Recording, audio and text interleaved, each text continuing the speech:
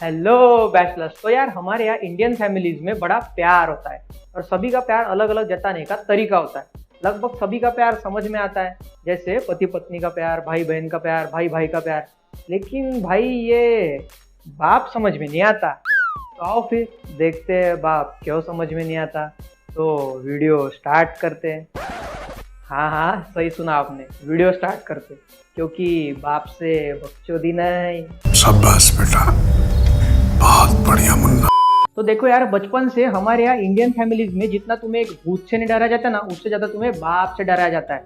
उधर मत जा वरना पापा डांटेंगे। कल लेट क्यों आया, अभी पापा डांटेंगे। लोगों तुम्हारे पापा से शिकायत करते हैं। और तुम्हारी मम्मी और तुम्हारी बहन इस खौफ का पूर्ण फायदा लेती है। मस्त बाप के नाम के दहशत के नीचे तुमसे घर के सारे काम करवाए जाते हैं। पापा ने तुझे बोला इलेक्ट्रिसिटी का बिल भर के आई हो। पापा ने तुझे बोला आते समय 2 किलो प्याज लेके आई हो। चलो इस दहशत के नीचे तुम घर के सारे काम कर तो लो, लेकिन कभी तुम्हारा मूड ना हो और तुम बोल दो नहीं आज नहीं जाने वाला, मैं नहीं जाने वाला, किसी और को भेजो। फिर तभी बाप की आवाज़ सुनाई देती है, शांता रहने दो, अगर उसे नहीं जाना, उसकी इच्छा नहीं है रहने दो, कल मैं जाके ले आऊंगा। बस तब भी समझ जाने का कि न्यूक्लियर बम फटने वाला है। और एक बम के रेडिएशन के झटके न जाने तुम्हें कितने सालों तक तानों के रूप में सुनाई दे। अब ये मम्मी का काम कैसे स्टॉक एंड्रॉइड जैसे होता है, टाइम टाइम पे तुम्हें अपडेट देती रहती है।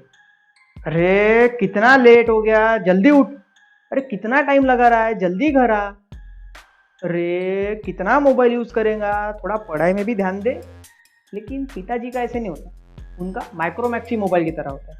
6 महीने साल में एक अपडेट आता है, लेकिन पूरा सिस्टम रिसेट हो जाता है। और तो और कुछ नए फंक्शन और स्पेसिफिकेशन भी ऐड हो जाते हैं।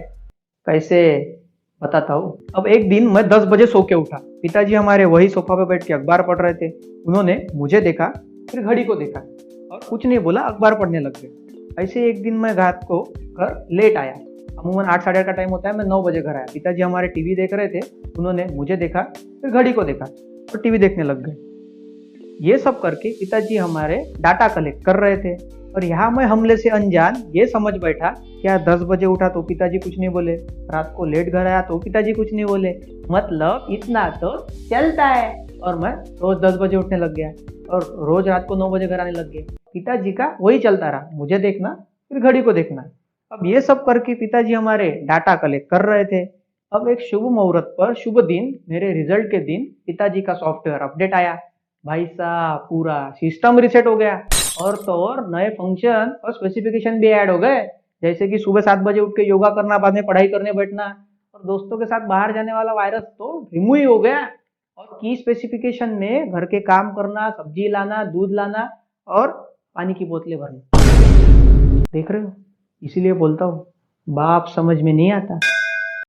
अब क्या है ना, दुनिया के हर एक बाप के पास एक अनोखी शक्ति होती है, जिससे उन्हें तुम्हारी छोटी सी छोटी चीज से भी फ्यूचर का अनुमान लग जाता है। अब यही हुनर हमारे पिताजी में भी था। उन्हें मेरी छोटी सी छोटी चीज से मेरे फ्यूचर का अनुमान लग जाता था। अब चीज कोई भी हो, अनुमान एक ही होता था। मुझे ना इस लड़के के लक्षण ठीक नहीं लग रहे, बता रहा हूँ मैं तुम्हें। सो के लेट उठा, मुझे ना इस लड़के के लक्षण ठीक नहीं लग रहे, बता रहा हूँ मैं तुम्हें। 10-10 बजे तक तो ये सो रहा है, क्या करेगा जिंदगी में, बर्बाद है इसकी जिंदगी। तो एग्जाम में 10 मार्क कम आ गए, 10 मार्क कम आ गए इसके, बताओ।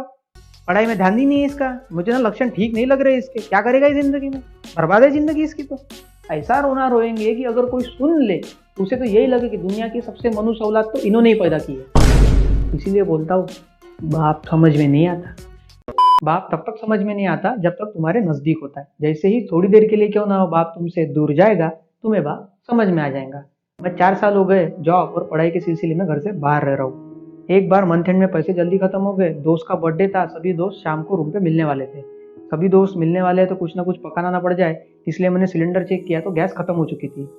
दोस्तों को फोन किया तो किसी के पास पैसे नहीं थे। दोपहर का समय हो चला था, मजबूरन पिताजी को ही फोन करना पड़ा। अब उस उम्र की नादानी समझो या समझ ही ना हो, मैं पिताजी को बोल पड़ा, पिताजी गैस का सिलेंडर खत्म हो चुका है और आज मेस की छुट्टी है, अगर आप पैसे डलवा दे तो अच्छा हो जाता। पिताजी ने ठीक है बोल के फोन रख दिया। मुझे लगा इतनी दोपहर का समय है, कड़ी धूप में क्या ही जाएंगे और वैसे भी सो रहे हैं। मैंने दोस्तों को मना करके किसी और दिन प्लान बनाने का नक्की किया। उतनी देर में मेरा मोबाइल बजा, your account has been credited. मैंने तुरंत घर फ़ोन किया तो मम्मी ने फ़ोन उठाया, क्योंकि पिताजी फ़ोन घर भूल गए थे।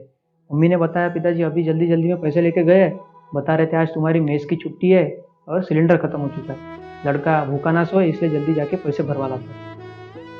उस दिन मुझे बाप समझ में आया। दोस्तों, ये दुनिया इतनी हरामजादी है, अगर कोई सो रहा है ना वो तुम्हारा फ़ोन तक ना उठाए, लेकिन बाप है जो मेरे लिए कड़ी धूप में नींद बिगाड़ के पैसे जमा करने गया। दोस्तों, अगर आप बाहर रह रहे हो ना तो आप जो दुनिया दिखाओगे वही दुनिया आपके माँ बाप देखते हैं और उसी पे विश्वास करते हैं। मैंने कितने लोगों को देखा है कि किसी भी इनवैलिड चीज़ के लिए इमोशनल ब्लैकमेल करके अपने माँ बाप से पैसे ऐंठते हैं। आपकी बात पे विश्वास करना उनके पास एकमात्र सॉल्यूशन होता है, तो उनका विश्वास कभी तोड़ना मत और इनवैलिड चीज़ के लिए उनसे कभी पैसे मत ऐंठना।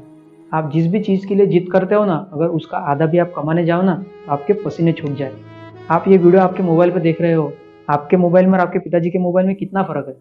मैं यकीनन कह सकता हूँ आपका मोबाइल आपके पिताजी के मोबाइल से महंगा ही होगा और 10 गुना बेहतर भी। ऐसा नहीं है कि वो ले नहीं सकते या उन्हें इस्तेमाल करना नहीं आता।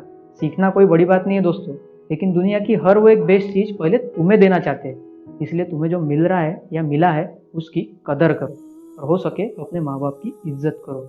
वीडियो यहाँ तक देखने के लिए बहुत बहुत शुक्रिया। अगर पसंद आया तो लाइक कर देना और अपने दोस्तों को शेयर भी कर देना और कमेंट करके बताओ कैसा लगा।